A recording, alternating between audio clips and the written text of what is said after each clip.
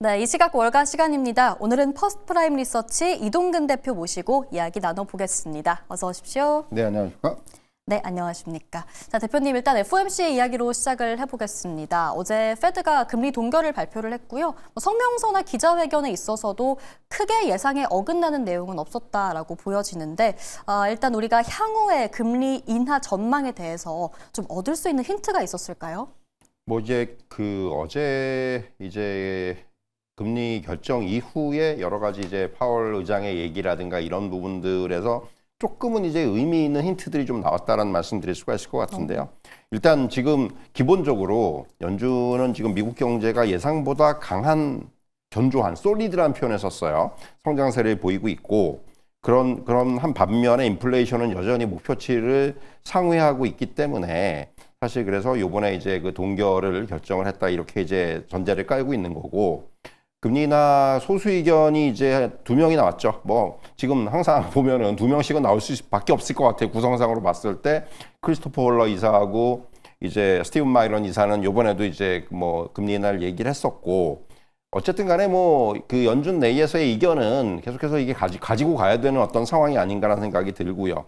몇 가지 좀 특징적인 부분은 12월에 어떤 표현이 나왔냐면 완만한 속도로 확장이라는 표현을 썼는데, 요번에는 견조한 속도로 확장을 하고 있다. 그러니까 그만큼 미국의 경기 판단에 대해서 한 단계 상향을 했다고 보면 될 것 같아요. 그러니까 네. 경기가 그만큼 지금 괜찮다라는 걸 확인을 해준 거고, 인플레이션은 다소 높은 상황인 게 뭐 이번에도 이제 그런 표현을 썼고, 그 리스크 평가의 변화를 보면은 지난 성명에 포함됐던 최근 몇 년간 고용 하방 위험 증가라는 문구가 삭제가 됐습니다. 그러니까 지금 연준이 노동시장의 급격한 악화 가능성을 낮게 보고 있다는 거죠.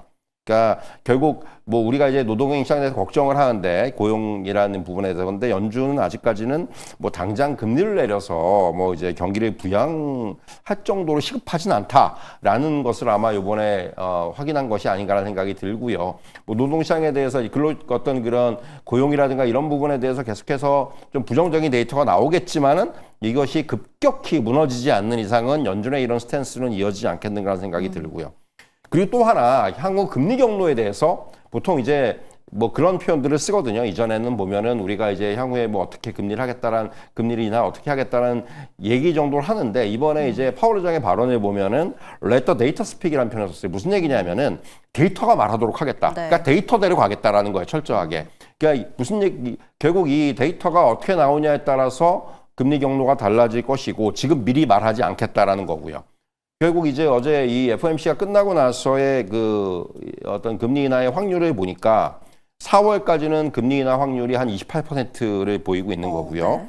네. 6월 정도까지 좀 늘려보면 64%. 그러니까 적어도 한 6월은 돼야지 금리 인하가 나오지 않겠는가라는 굉장히 신중한 지금 금리 경로에 대한 전망이 나오고 있다라는 거고요. 다만 이제 변수로 작용할 수 있는 부분들은 차기 연준 의장이겠죠. 이제 결국은 지금 이번 주에 지명이 될 거로 예상을 했는데 네. 아직까지 지명이 안 되고 그러게요. 있거든요. 얘기가 안 나오네요. 예, 그래서 사실은 지금 뭐 가장 후보로 유력한 떠오르고 있는 건 결국 블랙락의 채권 부분 글로벌 채권 운영 채권 운영 최고 책임자 링 리더인데, 만약에 정말 링 리더가 그 연준 의장으로 지명이 된다라면은 상황이 좀 바뀔 수는 있어요.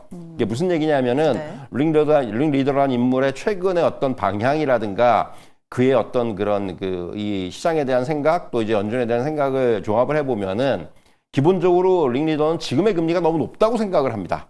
그래서 뭐 지금 적정 금리는 3%라는 얘기를 하고 있어요. 그러니까 지금이 3.75니까 네. 적어도 링 리더의 생각으로는 금리를 한 3번, 0.3번 내려야 된다는 그러네요. 얘기예요. 네. 그래서 만약에 이제 링 리더가 그 연준 의장으로 지명이 된다라면은 그러한 어떤 본인의 견해를 어떻게 연준에 반영을 할 건지를 봐야 될 것 같고, 그래서 이제 지금 뭐 화면에 나오고 있습니다만은 파월 의장이 그러니까 이 정치적인 중립에 대한 얘기를 거듭 당부를 했는데 과연 그게 될지는 모르겠습니다. 그렇기 때문에 이제 지금은 사실은 뭐 현재 연준의 어떤 이러한 그 금리 경로에 대한 입장보다는 차기 연준 의장 지명자가 누가 되고 이제 그것이 어떻게 연준의 변화를 가져올 수 있는지 여부, 그리고 또 이제 링 리더라는 인물이 또 하나 특징적인 부분은 지금 연준의 어떤 시스템에 대해서 개혁을 얘기하고 있는 사람이에요. 네. 지금 연준이 너무 지나치게 과거의 데이터에 의존하는 그 어떤 그 정책을 낸다라는 얘기를 하고 있기 네. 때문에 이 사람은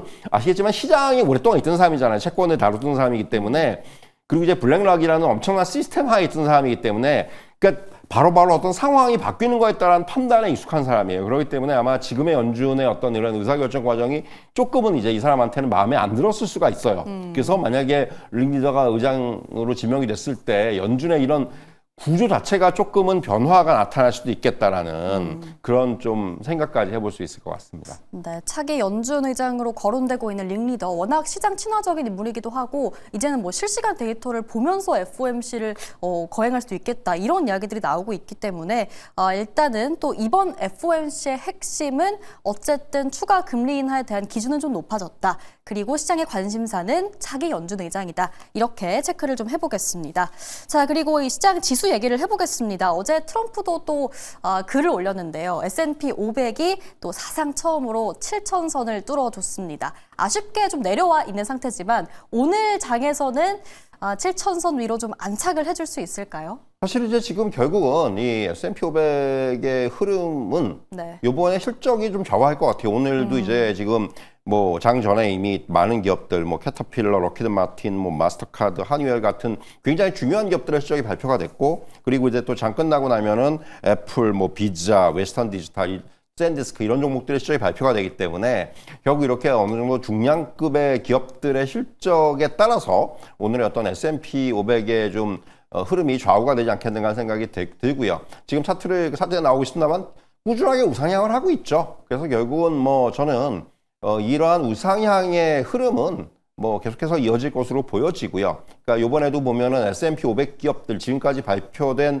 S&P 500 기업들의 실적을 보면은 발표된 기업들의 한 76% 정도가 그 가이던스 예상치를 상회했습니다. 네. 그러니까 그런 것만 보더라도 이런 그 실적을 기반으로 한 이런 지수의 상승세 계속해서 좀 이어지지 않겠는가라는 그런 말씀은 드릴 수가 있을 것 같습니다. 네, 사실 S&P 500이 이렇게 막 시원하게 가주려면 또 빅테크들의 퍼포먼스가 좋아야 하는데 오늘 또 어제 장 마감 이후에 실적을 발표한 빅테크 기업들 지금 굉장히 흐름이 엇갈리고 있습니다.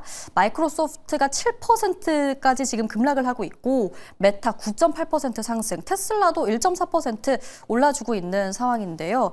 일단 테슬라 이야기로 좀 시작을 해보겠습니다. 실적 어떻게 보셨습니까? 사실 테슬라 실적은 이번에는 실적만 놓고 보면 그렇게 할 얘기는 없고요. 네. 다만 거기서 이제 뭔가 추가적인 얘기들, 로보택시에 대한 얘기들이라든가 또는 뭐 휴머노이드에 대한 얘기라든가 그리고 더 나아가서는 스페이스 X의 그 상장에 대한 얘기라든가 이런 부분인데 시장에서 가장 주목했던 부분들은 역시 스페이스 X의 상장이 앞당겨질 수 있다라는 부분, 이 부분에 주목을 하는 것 같아요. 이것 때문에 오늘 뭐 국내 증시에서도 뭐 우주항공 관련주들이 급등을 했고 사실은 지금 테슬라가 가지고 있는 테슬라가 이제는 어떤 뭐 전기차 판매량의 부진이라든가 이런 것들에 좌우되는 이미 주가는 아니기 때문에 말씀드린 대로 다른 요인들, 로보택시가 지금 이제 시험 운행을 하고 있고 여기 이런 것들이 아마 올해는 좀 더 확대가 될 것이고 여기서 이제 눈에 띄는 좀 이제 진전을 가져온다라면은 굉장히 또 이제 도입이 빨라질 수가 있는 부분, 여기다 휴머노이드 같은 경우 옵티머스는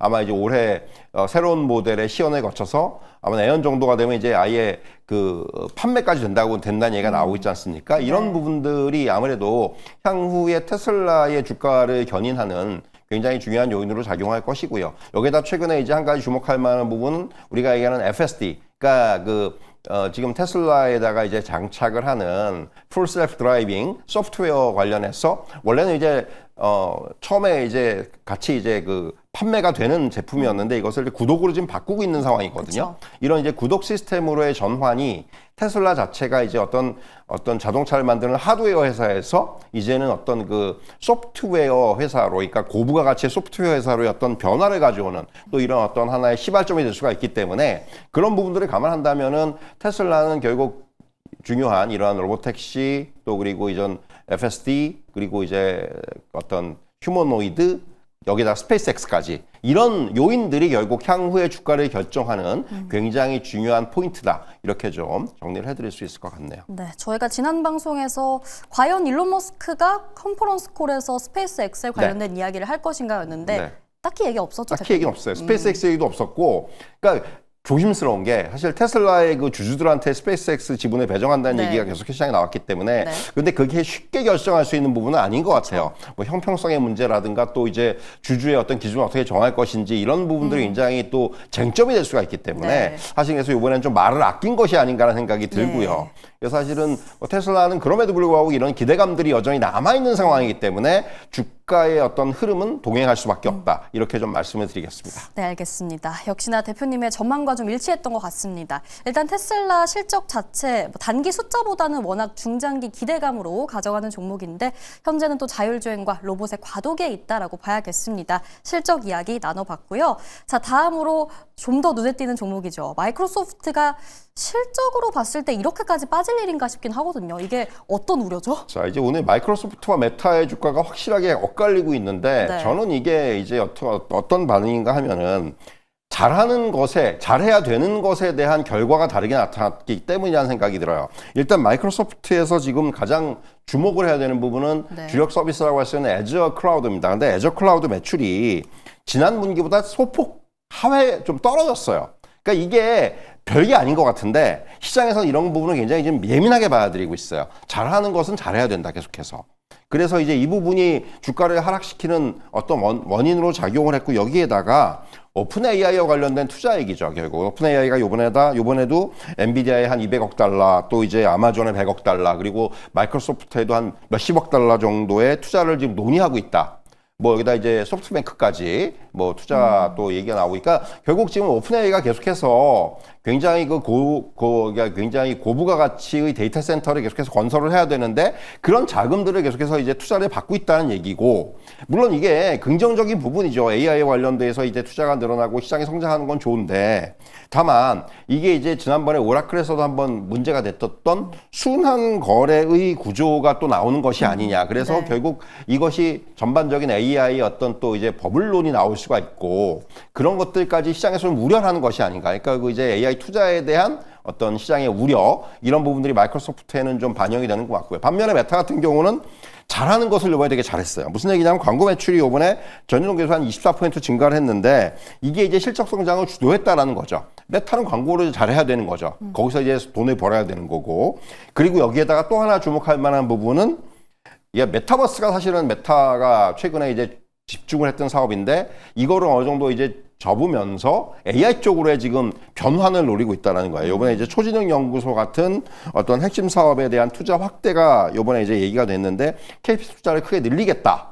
그러면서 결국은 이것이 메타도 이제 AI에 기반한 나오고 있지만은 AI를 광고 타겟팅이라든가 또는 이제 여러 가지 이제 가지고 있는 어떤 애플리케이션에다가 적용을 시키는 이런 쪽으로의 어떤 방향성을 이제 모색을 하면서 이것이 오히려 시장에서는 굉장히 긍정적인 반응을 놓이고 있다는 거죠. 그러니까 메타가 기존에 이제 가지고 있는 왓츠앱이라든가 이런 쪽에다가 이런 부분들을 이제 접목을 시킨다면은 상당히 이거는 시너지가 날 수가 있다라는 어떤 그런 기대감들이 지금 네. 주가에 반영이 되면서 오히려 메타는 크게 오르고 있는 것이 아닌가, 이런 말씀을 좀 드릴 수가 있을 것 같습니다. 네, 사실 이번에 또 어제 장 마감 이후에 실적 나왔던 기업들 다 자본 지출을 늘리겠다, 역대급으로 쓰겠다라고 하긴 했지만 또 그 돈을 어디에 쓰는지가 중요했던 그렇죠. 것 같고 또 본업에서 어떻게 하고 있느냐, 이 부분도 시장이 좀 주목을 했던 것 같습니다.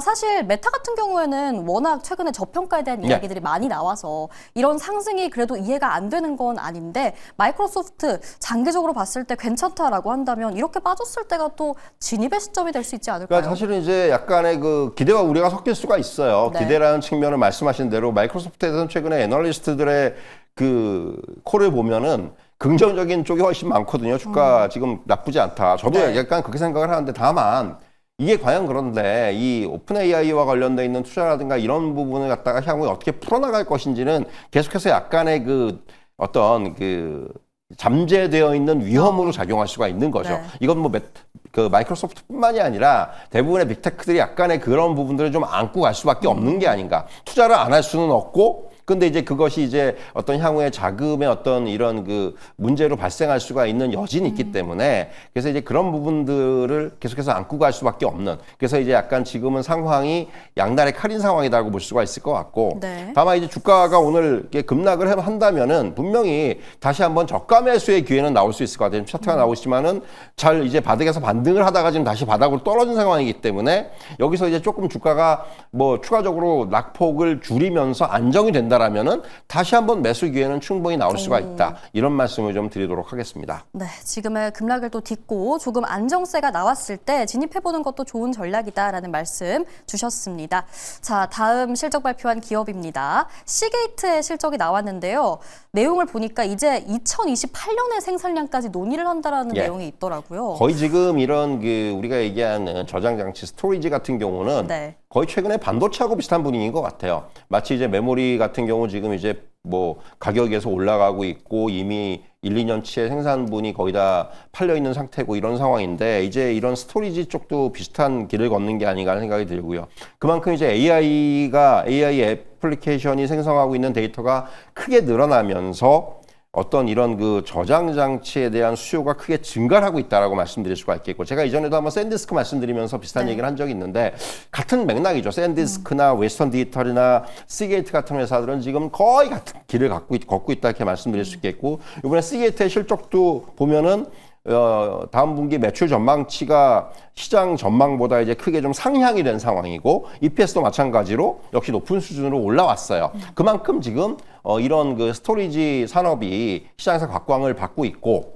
그리고 이제 성장세의 당분간 이어질 것이다. 이런 어떤 흐름이기 때문에 주가 자체도 지금 시게이트도 그렇고 시게이트 차트 보시면 지금 이제 상방이 완전히 열려 있는 모습이거든요. 뭐 이건 샌디스크와 마찬가지예요. 샌디스크는 주가가 정말 많이 올랐음에도 불구하고 네. 지금 고점이 어딘지를 모를 정도의 어떤 흐름이 나오고 있는 거고 웨스턴 디지털도 마찬가지죠. 세 종목이 거의 지금 최근의 흐름은 거의 똑같습니다. 네. 그러니까 이런 걸 보면은 그만큼 지금 이런 그 저장 장치 솔루션에 대한 수요는 계속해서 늘어날 수밖에 없다. 마치 지금 반도체 장비주들이라든가 이런 쪽이 계속해서 고점을 경신하는 것과 비슷한 맥락으로 우리가 접근할 수 있지 않겠는가 이런 말씀을 좀 드릴 수가 있을 것 같습니다. 네, 새 종목 같은 경우에는 정말 이때 살 걸 하는 정말 그런 정도의 흐름이 나와주고 있습니다. 더 이상 오를 수 없지 않을까라고 했는데 또 실적이 나오면서 맞아요. 이렇게 가주는 또 저희 샌디스크와 웨스턴 디지털도 실적을 기다리고 있잖아요. 네. 나오면 또 함께 이야기를 나눠보겠습니다.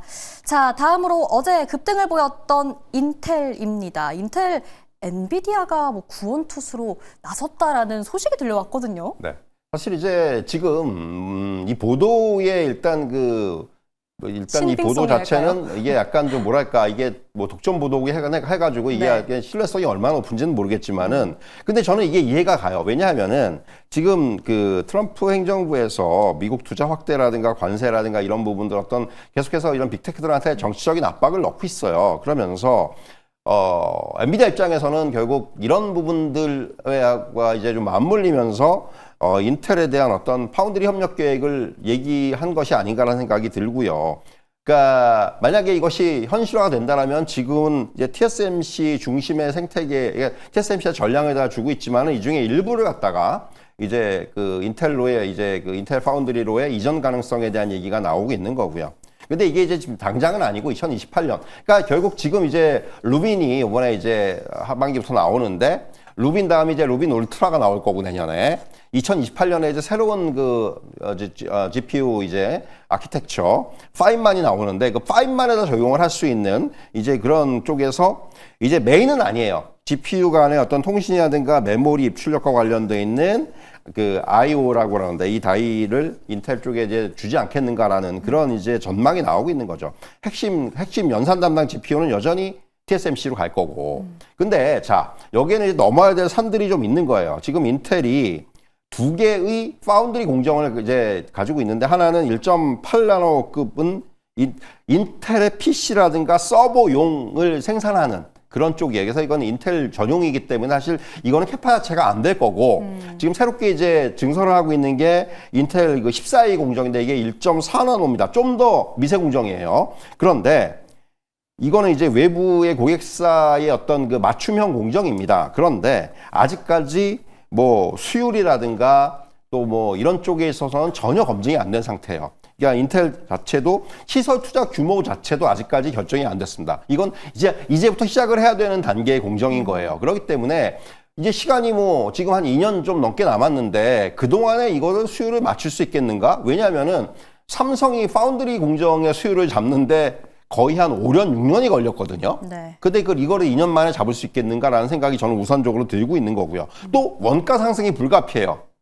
이 엔비디아 입장에서. 그래서 엔비디아가 섣불리 이것을, 그러니까 엔비디아가 이미 이전에 인텔의 파운드리에 대해서 테스트를 하다가 지금 중단한 상태잖아요. 네. 그러니까 중단했다는 얘기는 그만큼 엔비디아가 원하는 수율이 안 나오고 있다는 것과 동일한 얘기거든요. 그래서 사실은 저는 이것이 뭐 지금 엔비디아 입장에서는 상당히 좀 이런 어떤 정부의 어떤 압력이라든가 이런 부분에 영향을 받아서 뭔가 이제 해보려고는 하지만은 과연 이것이 엔비디아의 그 입맛에 맞는 정도의 어떤 그런 제품이 나올 수가 있겠느냐. 네. 그런 이제 좀 우려가 있는 거고요. 그래서 이제 하반기 정도 돼야지만 윤곽이 잡힐 것 같은데 한 가지 변수는 중간 선거예요. 만약에 중간 선거에서 지금 뭐 이제 지금 공화당이 패한다면은 네. 또 이제 공화당가 지금 행정부의 정책이 약간 바뀔 수가 있어요. 그러니까 또 이제 좀 더 이제 과장하자면은 네. 그야말로 이제 어떤 그 뭐랄까 레임덕이 조기에 발생할 수도 있고 그렇기 때문에 그런 부분까지 우리가 생각을 해봐야 되기 때문에 아직까지 변수는 굉장히 많이 남아 있다. 이렇게 좀 말씀을 드릴 수가 있을 것 같습니다. 네, 이게 확실히 행정부와 엮이는 종목이다 보니까 중간 선거에 대한 우려도 남아 있는 것 같습니다. 이때 트럼프의 정책 기조가 또 어떻게 바뀔지도 모르는 일이기 때문에 관련해서 인텔의 투자에 있어서는 조금 더 신중할 필요가 있을 것 같습니다. 자, 오늘 저희가 준비한 내용은 여기까지입니다. 이제 5분 뒤 뉴욕 증시 개장합니다. 성투하시고요. 저희는 내일 이 시간 다시 찾아뵐게요. 함께해 주셔서 고맙습니다.